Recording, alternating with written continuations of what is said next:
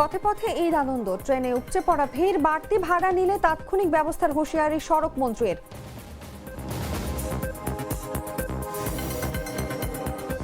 যমুনায় ঈদের শুভেচ্ছা বিনিময় করবেন প্রধানমন্ত্রী, অনুষ্ঠান শেষে কবর জিয়ারত করবেন বাবা মায়ের।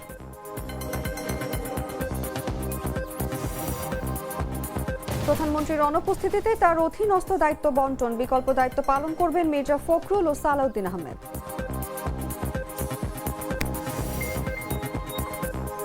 ইরান যুদ্ধ নিয়ে অচল অবস্থায় ট্রাম্প, স্পষ্ট কৌশলের অভাব বলছেন বিশ্লেষকরা। প্রতিশোধ নিতে ইসরায়েলে তেহরানের হামলা।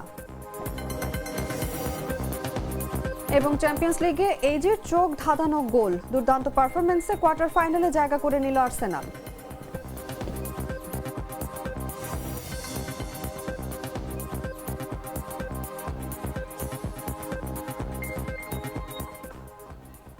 এতক্ষণ শুনছিলেন সংবাদ শিরোনাম। দর্শক, আমন্ত্রণ দুপুর ৩টার সংবাদে। সঙ্গে আছি আমি অনুভা বিশ্বাস। আমি তো মশলা বদলে ফেলেছি, এবার আপনিও বদলে ফেলুন। একবার প্রাণ গুঁড়া মশলা ব্যবহার করেই দেখুন। চলে যাচ্ছি পুরো খবরে। ঈদ উপলক্ষে দেশের বিভিন্ন অঞ্চলে ঘরমুখ মানুষ নিরাপদ ও স্বস্তিদায়ক যাত্রার জন্য ট্রেনকে বেছে নিচ্ছেন। বুধবার ভোর থেকে রাজধানীর কমলাপুর রেলওয়ে স্টেশনে ভিড় লক্ষ্য করা গেছে। পরিবার পরিজন সহ যাত্রীরা ব্যাগ হাতে ও শিশুদের সঙ্গে ট্রেনের জন্য অপেক্ষা করছেন। স্টেশনের নিরাপত্তা জোরদার করতে র্যাব, পুলিশ, আনসার, গোয়েন্দা সংস্থা ও রেলওয়ে নিরাপত্তা বাহিনী দায়িত্বে নিয়োজিত। রেলওয়ে কর্তৃপক্ষ জানিয়েছে, সকাল পর্যন্ত 6টি ট্রেন নির্ধারিত সময়ই ছাড়ছে। যাত্রীদের চাপ সামাল দিতে ট্রেনের ছাদে ভ্রমণ অনুমতি দেওয়া হচ্ছে। নিরাপত্তা কর্মকর্তা জানান, যাত্রী সংখ্যা আসনের তুলনায় বেশি হওয়ায় মানবিক দিক বিবেচনা করা হচ্ছে। কমলাপুর থেকে ছেড়ে যাওয়া ট্রেনগুলোর মধ্যে রয়েছে ধূমকেতু এক্সপ্রেস, পারাবত এক্সপ্রেস, নীল সাগর এক্সপ্রেস, সোনার বাংলা এক্সপ্রেস, 11 সিন্ধুর প্রভাতী ও নারায়ণগঞ্জ কমিউটার। যাত্রীরা শৃঙ্খলা মেনে নির্ধারিত টিকিটে যাত্রা করার আহ্বান জানানো হয়েছে।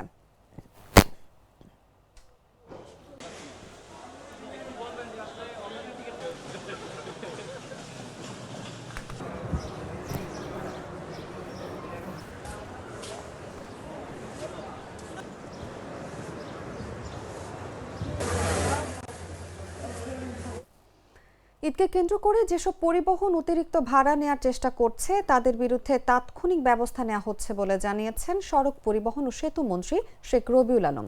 এ সময় যারা অনিয়ম করবে ঈদের পরে তাদের বিরুদ্ধে আরও কঠোর ব্যবস্থা নেওয়ার হুঁশিয়ারিও দেন তিনি। বুধবার সকালে গাবতলী বাস টার্মিনাল পরিদর্শনে এসে একথা বলেন তিনি। ঈদ যাত্রায় মহাসড়কে এখন পর্যন্ত তেমন কোনো যানজট নেই উল্লেখ করে মন্ত্রী বলেন, এবারের ঈদ যাত্রা স্বস্তিদায়ক হচ্ছে।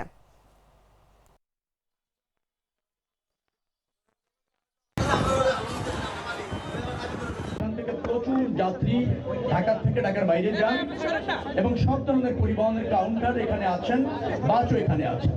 সেখানে ভিজিটে এসেছিলাম, আপনারা সাথে ছিলেন। আপনারা যারা প্রশ্ন করবেন আমি জানি, আপনারা সাথে ছিলেন, কাউন্টারগুলিতে গিয়েছেন। সবাই কিন্তু নির্ধারিত ভাড়া নিচ্ছে।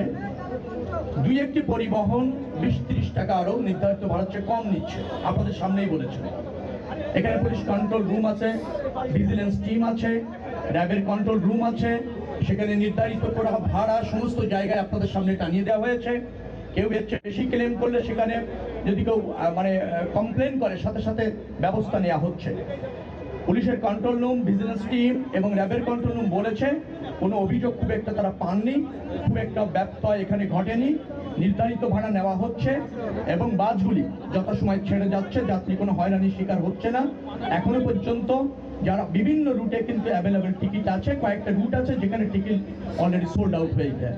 অর্থাৎ নির্বিঘ্নে নিরাপদে ঈদ যাত্রা যারা বাসে যাচ্ছেন তারা এখান থেকে এনজয় করছেন, কোনো হয়রানি অথবা কোনো বিড়ম্বনার শিকার তারা হচ্ছেন না। মুন্সিগঞ্জে ঢাকা মাওয়া এক্সপ্রেসওয়ে ও পদ্মা সেতু ঘিরে এবারের ঈদ যাত্রায় মিলেছে স্বস্তির চিত্র। যানবাহনের চাপ স্বাভাবিক সময়ের তুলনায় কয়েক গুণ বাড়লেও কোথাও বড় ধরনের যানজট বা ভোগান্তির খবর পাওয়া যায়নি। টোল প্লাজায় কিছুটা সারি থাকলেও দ্রুত টোল আদায়ের কারণে যাত্রা ছিল নির্বিঘ্ন। যাত্রীদের নিরাপত্তায় সিসিটিভি নজরদারি ও আইন শৃঙ্খলা বাহিনীর তৎপরতা ছিল চোখে পড়ার মতো। সব মিলিয়ে স্বস্তির ঈদ যাত্রা করছেন ঘরমুখ মানুষ। বিস্তারিত জাগো ডেস্ক রিপোর্টে। টানা 7 দিনের ঈদের লম্বা ছুটির শুরুর প্রথম দিনে মুন্সিগঞ্জের ঢাকা মাওয়া এক্সপ্রেসওয়ে এবং পদ্মা সেতু হয়ে নির্বিঘ্নে দক্ষিণবঙ্গে ছুটছে ঘরমুখ মানুষ। দক্ষিণবঙ্গের প্রবেশ পথ হিসেবে খ্যাত এই মহাসড়কটিতে ঈদযাত্রাকে কেন্দ্র করে যানবাহনের চাপ স্বাভাবিক সময়ের চেয়ে কয়েক গুণ বৃদ্ধি পেলেও নেই দুর্ভোগ ও বিড়ম্বনা। সেতুর মাওপ্রান্তের টোল প্লাজায় ঈদের ছুটির প্রথম দিন দেখা গেছে যানবাহনের দীর্ঘ সারি। তবে অতীতের তুলনায় এবার বিকল্প সব ব্যবস্থা প্রস্তুত থাকায় কোথাও কোনো বিড়ম্বনা ছাড়াই স্বস্তির যাত্রায় বাড়ি ফিরতে পেরেছে লাখো মানুষ। এবার যাত্রীদের নিরাপত্তা ও অনাকাঙ্ক্ষিত দুর্ঘটনা প্রতিরোধে প্রায় 181টি সিসিটিভি ক্যামেরায় চলছে নজরদারি। আপাতত কোনো ভোগান্তি ওরকম পাইনি।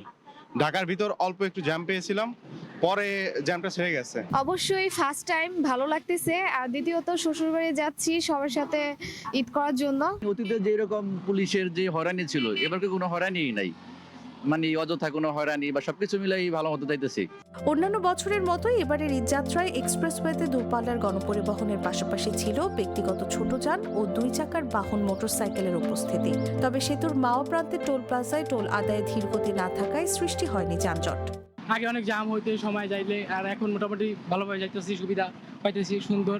যাক, ফেরার পথে যেন সুন্দরভাবে আমরা এরকম ফিডব্যাকটা পাই। আমি তো গতবারও ঢাকা দিয়ে ঢুকলাম, আমি মানিকগঞ্জ থেকে আসছি। ঢাকা দিয়ে ঢোকার পর ঢাকাতে একটা জ্যাম ছিল, কিন্তু ওইটা এবার আর দেখতে পাইনি। মোটামুটি প্রশাসন ভালো একটা ব্যবস্থা নিছে। এদিকে এবার পদ্মা সেতু হয়ে দক্ষিণবঙ্গের ঈদযাত্রা নির্বিঘ্ন করতে নানা উদ্যোগের কথা জানিয়েছেন সেতু কর্তৃপক্ষ। সিসিটিভিতে মূলত কোনো গাড়ি যদি আমাদের এরিয়ার মধ্যে আসে, কোনো যদি অসুবিধা হয়, কি কারণে সেটা যদি দাঁড়ায় থাকে, কোনো অ্যাক্সিডেন্ট হয়, সাথে সাথে আমরা টিম পাঠানোর জন্য আমরা এটা দেখি যে কোনো দুর্ঘটনার মূলত দুর্ঘটনা ঘটনা, এবং কোনো লোক যদি কোনো কারণে আমাদের এই সীমানায় ব্রিজের উপরে দাঁড়ায়, তাকে আমরা রিকোয়েস্ট করি না দাঁড়ানোর জন্য, কারণ ব্রিজে অত্যন্ত দ্রুত গতিতে গাড়ি যায়, যাতে অ্যাক্সিডেন্ট না হয়। মূলত নির্বিঘ্নে নিশ্চিত করার জন্য আমরা মনিটরিং, এই টোল মনিটরিং সেন্টারটা ব্যবহার করি। এছাড়া ঈদযাত্রায় মানুষের নিরাপত্তা দিতে এক্সপ্রেসওয়ে ও পদ্মা সেতুতে এবার আইন শৃঙ্খলা বাহিনীর উপস্থিতি রয়েছে চোখে পড়ার মতো। যানবাহন চালকদের কোনো অভিযোগ পেলেই তাৎক্ষণিক ব্যবস্থা নেওয়ার কথা জানিয়েছেন পুলিশ সুপার। যারা এখানে ডিউটি করতেছে সবার কাছে আমাদের বডি অন ক্যামেরা রয়েছে এটা। আর রাতের বেলা আমাদের যেহেতু একাধিক অনেকগুলো টহল টিম আমাদের আছে এবং চেকপোস্ট আছে প্রত্যেকটা এক্সপ্রেস ওয়েতে, যেটা সার্ভিস লেনে আমরা চেকপোস্টের ব্যবস্থা রেখেছি, যাতে চুরি ডাকাতি ছিনতাইয়ের কোনো ঘটনা না ঘটে। এবং প্রত্যেকের বডি অন ক্যামেরা থাকবে এবং ভেস্ট থাকবে, রিফ্লেক্টিং লাইট থাকবে, সকল ধরনের ব্যবস্থা থাকবে। আমাদের 5 শতাধিক বেশি পুলিশ ফোর্স এখানে মোতায়েন আছে, এটা এবং গজারিয়া দুইটা হাইওয়েতে। ঈদের ছুটির প্রথম দিনে গত 24 ঘন্টায় পদ্মা সেতুতে এবার উভয় প্রান্তে পারাপার হয়েছে 28,623টি যানবাহন। এতে একদিনই সেতুতে টোল হয়েছে 3,37,71,000 টাকা, এমনটি জানিয়েছে সেতু কর্তৃপক্ষ। নিউজ ডেস্ক, জাগো নিউজ। ঈদ উপলক্ষে দেশের দক্ষিণাঞ্চলের গুরুত্বপূর্ণ নৌপথের অন্যতম কেন্দ্র চাঁদপুর লঞ্চ টার্মিনালে ঘরমুখো মানুষের চাপ বাড়ছে। তবে ঘাটে স্থায়ী টার্মিনাল না থাকায় বিড়ম্বনায় পড়তে হচ্ছে যাত্রীদের। ঈদযাত্রায় যাত্রীদের চাপ বাড়ার সঙ্গে সঙ্গে টার্মিনাল এলাকায় নিরাপত্তা জোরদার করা হয়েছে। শৃঙ্খলা রক্ষা ও যাত্রীদের নিরাপদ যাতায়াত নিশ্চিত করতে আইন শৃঙ্খলা বাহিনী এবং সংশ্লিষ্ট কর্তৃপক্ষ সতর্ক অবস্থানে রয়েছে। এদিকে ঈদ উপলক্ষে আগত যাত্রীদের জন্য টার্মিনাল এলাকায় নেই পর্যাপ্ত ছাউনি, বসার জায়গা কিংবা বিশ্রামের ব্যবস্থা। ফলে রোদ বৃষ্টি উপেক্ষা করেই খোলা জায়গায় দাঁড়িয়ে বা মাটিতে বসে লঞ্চের জন্য অপেক্ষা করতে হচ্ছে অনেককে। অন্যদিকে টার্মিনাল এলাকায় অটোরিকশা ও সিএনজি চালকদের দৌরাত্মে অতিষ্ঠ হয়ে পড়েছেন যাত্রীরা।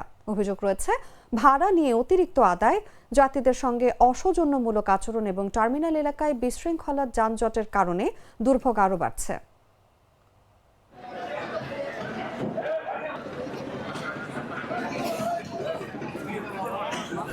ঈদের দিন কূটনীতিক, শিক্ষাবিদ সহ সর্বস্তরের মানুষের সঙ্গে শুভেচ্ছা বিনিময় করবেন প্রধানমন্ত্রী তারেক রহমান। রাষ্ট্রীয় অতিথি ভবন যমুনায় সেদিন সকাল 10টায় এই শুভেচ্ছা বিনিময় অনুষ্ঠিত হবে। বুধবার প্রধানমন্ত্রীর অতিরিক্ত প্রেস সচিব আতিকুর রহমান রুমন বলেন, প্রধানমন্ত্রী তারেক রহমান জাতীয় ঈদগাহে ঈদের নামাজ আদায় করবেন। এরপর সকাল 10টায় যমুনাতে যাবেন, সেখানে কূটনীতিকদের সঙ্গে শুভেচ্ছা বিনিময় করবেন। ঈদের শুভেচ্ছা বিনিময় অনুষ্ঠান শেষে প্রধানমন্ত্রী পরিবারের সদস্যদের নিয়ে শেরেবাংলা নগরে প্রয়াত রাষ্ট্রপতি জিয়াউর রহমান ও সাবেক প্রধানমন্ত্রী খালেদা জিয়ার কবর জিয়ারত করবেন।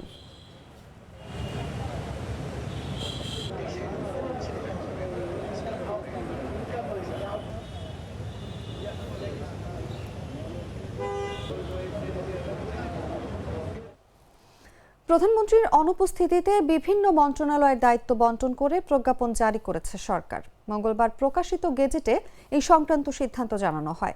প্রজ্ঞাপনে বলা হয়, পুনরাদেশ না দেওয়া পর্যন্ত জাতীয় সংসদে সংশ্লিষ্ট মন্ত্রণালয় ও বিভাগের সংসদ বিষয়ক কার্যাবলী নিরবচ্ছিন্নভাবে সম্পাদনের লক্ষ্যে এই দায়িত্ব বন্টন কার্যকর থাকবে। গেজেট অনুযায়ী প্রধানমন্ত্রী তারেক রহমানের অধীন প্রধানমন্ত্রীর কার্যালয়ের দায়িত্ব পালনের ক্ষেত্রে তার অনুপস্থিতিতে বিকল্প হিসেবে দায়িত্ব পালন করবেন স্থানীয় সরকার, পল্লী উন্নয়ন ও সমবায় মন্ত্রণালয়ের দায়িত্বপ্রাপ্ত মন্ত্রী মির্জা ফখরুল ইসলাম আলমগীর। এছাড়া প্রতিরক্ষা মন্ত্রণালয়, মন্ত্রিপরিষদ বিভাগ এবং সশস্ত্র বাহিনী বিভাগের দায়িত্ব প্রধানমন্ত্রীর অধীন থাকলেও তার অনুপস্থিতিতে এসব দায়িত্ব পালন করবেন স্বরাষ্ট্র মন্ত্রণালয়ের মন্ত্রী সালাউদ্দিন আহমেদ।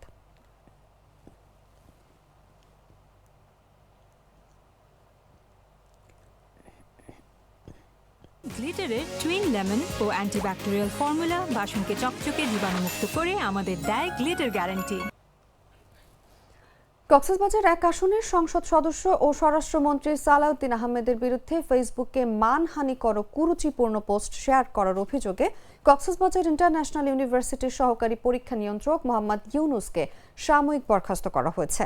সেই সঙ্গে 7 দিনের মধ্যে ব্যাখ্যা চেয়ে কারণ দর্শানোর নোটিশ দিয়েছেন বিশ্ববিদ্যালয়ের রেজিস্ট্রার অফিস। 17 মার্চ জারিকৃত এই সংক্রান্ত অফিস আদেশে উল্লেখ আছে, সম্প্রতি আপনার ব্যক্তিগত সামাজিক যোগাযোগ মাধ্যম প্রোফাইল থেকে স্বরাষ্ট্রমন্ত্রীকে নিয়ে কুরুচিপূর্ণ পোস্ট করেছেন বলে পরিলক্ষিত হয়েছে, যা বিশ্ববিদ্যালয়ের বিদ্যমান আচরণবিধি ও শৃঙ্খলা পরিপন্থী। একজন বিশ্ববিদ্যালয়ের কর্মকর্তা হিসেবে সামাজিক যোগাযোগ মাধ্যমে এই ধরনের উস্কানিমূলক বা আপত্তিকর রাজনৈতিক কর্মকাণ্ডে লিপ্ত হওয়া প্রতিষ্ঠানের ভাবমূর্তি ক্ষুণ্ণ করে। কর্তৃপক্ষের আদেশক্রমে আপনাকে বিশ্ববিদ্যালয়ের সকল কর্মকাণ্ড থেকে সাময়িকভাবে বরখাস্ত করা হলো। এমতাবস্থায় কেন আপনার বিরুদ্ধে প্রশাসনিক ব্যবস্থা গ্রহণ করা হবে না তার লিখিত ব্যাখ্যা আগামী 7 কার্যদিবসের মধ্যে রেজিস্ট্রারের দপ্তরে জমা দেওয়ার জন্য নির্দেশ দেওয়া হয়েছে।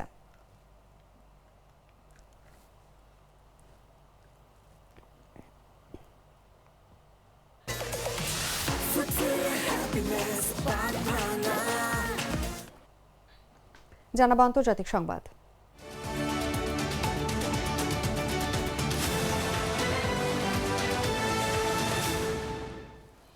ইরান যুদ্ধ শুরুর কয়েক সপ্তাহের মধ্যে স্পষ্ট লক্ষ্য বা প্রস্থান কৌশল নির্ধারণ করতে না পারায় মার্কিন প্রেসিডেন্ট ডোনাল্ড ট্রাম্প এখন এক ধরনের অচল অবস্থার মুখে পড়েছেন বলে বিশ্লেষকরা মনে করছেন। যুদ্ধের মধ্যে এক জ্যেষ্ঠ মার্কিন সন্ত্রাসবিরোধী কর্মকর্তা পদত্যাগ করে প্রকাশ্যে বলেন, ইরান যুক্তরাষ্ট্রের জন্য তাৎক্ষণিক হুমকি নয় এবং তিনি এই যুদ্ধে সমর্থন দিতে পারেন না, যা পরিস্থিতিকে আরও জটিল করে তুলেছে। ট্রাম্প বারবার দাবি করেছেন, যুক্তরাষ্ট্র ও ইসরায়েলের হামলায় ইরানের সামরিক সক্ষমতা ধ্বংস হয়েছে, তবে তিনি এখনও আনুষ্ঠানিকভাবে বিজয় ঘোষণা করেননি। বিশেষজ্ঞদের মতে একতরফাভাবে যুদ্ধ শেষ করা সম্ভব নয়, এজন্য উভয় পক্ষের সম্মতি প্রয়োজন। আর ইরান এখনও আত্মসমর্পণের কোনো ইঙ্গিত দেয়নি। তারা বলছেন, বর্তমানে এই সংঘাতে ভালো কোনো সমাধান নেই, শুধু কম ক্ষতিকর বিকল্প রয়েছে। মধ্যপ্রাচ্যে স্থিতিশীলতা ফেরাতে শেষ পর্যন্ত ইরানের সঙ্গে কোনো না কোনো সমঝোতায় পৌঁছানো ছাড়া বিকল্প নেই বলেই মনে করছেন বিশেষজ্ঞরা।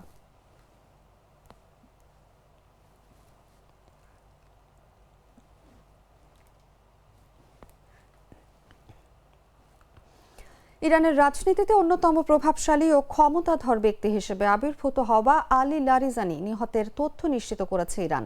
সেই সঙ্গে লারিজানি ও সোলাইমানি হত্যার প্রতিশোধ হিসেবে ইসরায়েলে হামলা চালিয়েছে ইরান।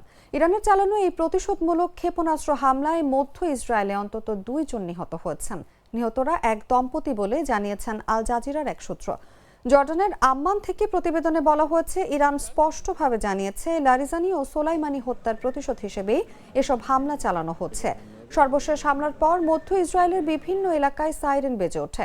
ক্ষয়ক্ষতির সঠিক পরিমাণ এখনও জানা যায়নি, তবে এর আগে একই এলাকায় হামলায় তেল আবিব ও আশেপাশের শহর বনি ব্রাক ও রামাত গানে ব্যাপক ক্ষয়ক্ষতি হয়। এছাড়া শ্যারন এলাকা ও বনি ব্রাকে আহতের খবর পাওয়া গেছে। তেল আবিবের একটি কেন্দ্রীয় রেল স্টেশন ক্ষতিগ্রস্ত হওয়ার সাময়িকভাবে সারা দেশে রেল যোগাযোগ বন্ধ রাখা হয়। একই সঙ্গে উত্তর ইসরায়েলে প্রতিদিন প্রায় 100 শতাধিক রকেট ছুটছে হিজবুল্লাহ। পাশাপাশি ইরানের ক্ষেপণাস্ত্র হামলাও চলছে। অনেক ক্ষেত্রে এসব হামলা সমন্বিতভাবে চালানো হচ্ছে, যা ইসরায়েলের আকাশ প্রতিরক্ষা ব্যবস্থার উপর বাড়তি চাপ সৃষ্টি করছে।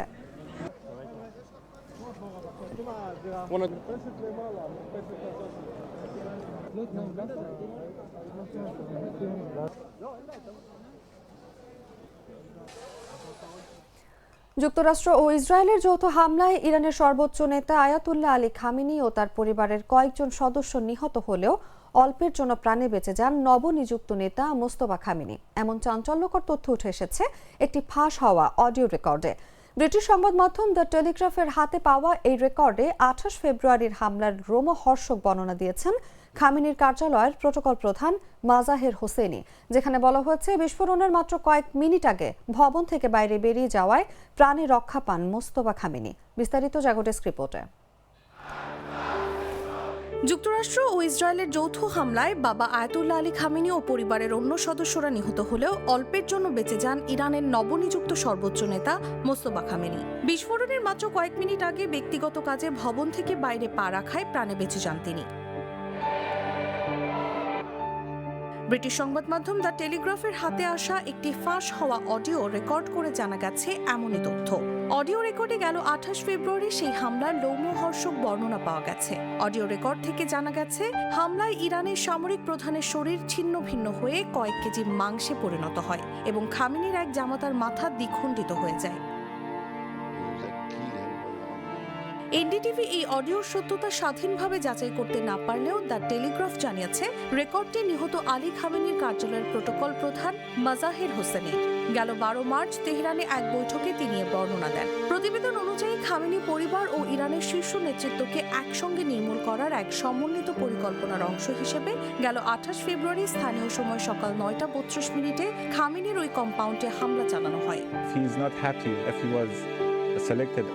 মাজাহের হোসেনি জানান 56 বছর বয়সী মোস্তফা খামেনি হামলার ঠিক আগ মুহূর্তে উঠানে বের হয়েছিলেন এবং আবারও ওপরে যাওয়ার সময় ভবনটিতে আঘাত হানা হয়। এতে তিনি পায়ে সামান্য আঘাত পেলেও বেঁচে যান। তবে হামলায় তার স্ত্রী জোহরা হাদ্দাদ আদেল ও তার ছেলে তাৎক্ষণিকভাবে নিহত হন।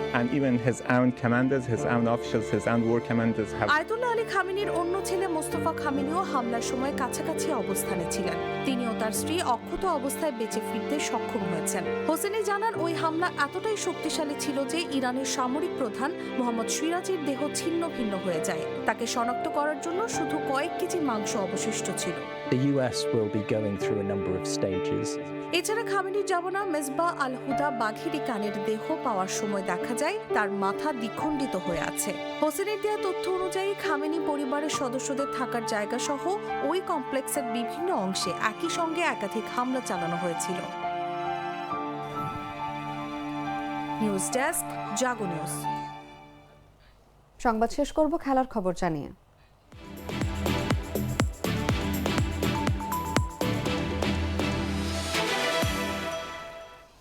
উয়েফা চ্যাম্পিয়ন্স লিগে দুর্দান্ত পারফরমেন্সে কোয়ার্টার ফাইনালে জায়গা করে নিয়েছে আর্সেনাল। মঙ্গলবার এমিরেটস স্টেডিয়ামে 2-0 গোলে হারিয়ে বায়ার লিভারকুসেনকে 2 লেগ মিলিয়ে 3-1 ব্যবধানে পরাজিত করেছে লন্ডনের দলটি। ম্যাচে নায়ক ছিলেন এবেরেচিয়েজে। প্রথমবারের মতো চ্যাম্পিয়ন্স লিগে গোল করে তিনি দলকে এগিয়ে দেন। 36তম মিনিটে বক্সের বাইরে থেকে প্রায় 20 গজ দূরত্ব থেকে তার জোরালো শট সরাসরি জালে জড়ায়, যা ছিল চোখ ধাঁধানো। দ্বিতীয়ার্ধে ব্যবধান বাড়ান ডেকলান রাইস। 63 মিনিটে দুর্বল ক্লিয়ারেন্স পেয়ে বক্সের বাইরে থেকে নিখুঁত শটে গোল করে ম্যাচের ফল নিশ্চিত করেন তিনি। প্রথম লেগে জার্মানিতে কঠিন লড়াইয়ের পর এবার পুরো ম্যাচে আধিপত্য বিস্তার করে মিকেল আর্তেতার দল। একাধিক সুযোগ তৈরি করলেও লেভারকুসেন গোলরক্ষক ইয়ানিস ব্লাসভিচ দারুণ সেভ করে ব্যবধান কম রাখেন। বুকায়ো সাকা, লিয়ান্দ্রো ট্রোসার্ড ও গ্যাব্রিয়েল মাগালহায়েস বারবার আক্রমণ শানালেও গোলের দেখা পেতে কিছুটা সময় লাগে। ম্যাচের শেষ দিকে লেভারকুসেন গোলের সুযোগ পেলেও ডেভিড রায়া দুর্দান্ত সেভ করে ক্লিন শট নিশ্চিত করেন। টানা তৃতীয়বারের মতো শেষ 8-এ উঠেছে আর্সেনাল। কোয়ার্টার ফাইনালে তাদের প্রতিপক্ষ স্পোর্টিং লিসবন, যারা মঙ্গলবার রাতে বোডো গ্লিমটকে 5-0 গোলে উড়িয়ে 2 লেগ মিলিয়ে 5-3 ব্যবধানে এগিয়ে থেকে চ্যাম্পিয়ন্স লিগের শেষ 8 নিশ্চিত করেছে।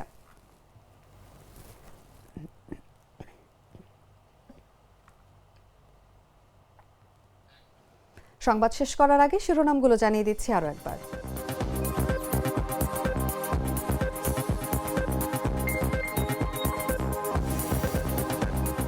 পথে পথে ঈদ আনন্দ, ট্রেনে উপচে পড়া ভিড়, বাড়তি ভাড়া নিলে তাৎক্ষণিক ব্যবস্থার হুঁশিয়ারি সড়ক মন্ত্রীর।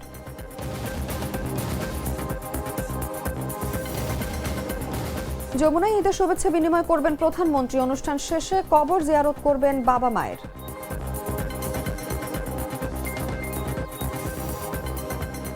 প্রধানমন্ত্রীর অনুপস্থিতিতে তার অধীনস্থ দায়িত্ব বন্টন, বিকল্প দায়িত্ব পালন করবেন মির্জা ফখরুল ও সালাউদ্দিন আহমেদ।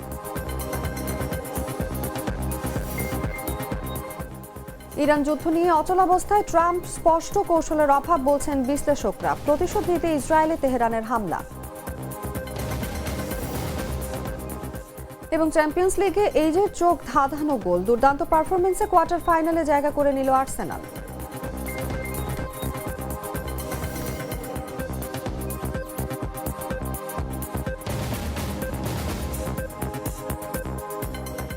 দর্শক, এই ছিল এখনকার মতো। এরপর বিকেল 5টায় দেখবেন দেশজুড়ে সংবাদ। প্রতি মুহূর্তে সর্বশেষ খবর জানতে ভিজিট করুন jagonews24.com। ফলো করুন আমাদের ভেরিফাইড ফেসবুক পেজ এবং সাবস্ক্রাইব করুন জাগো নিউজের ইউটিউব চ্যানেল। ধন্যবাদ সবাইকে।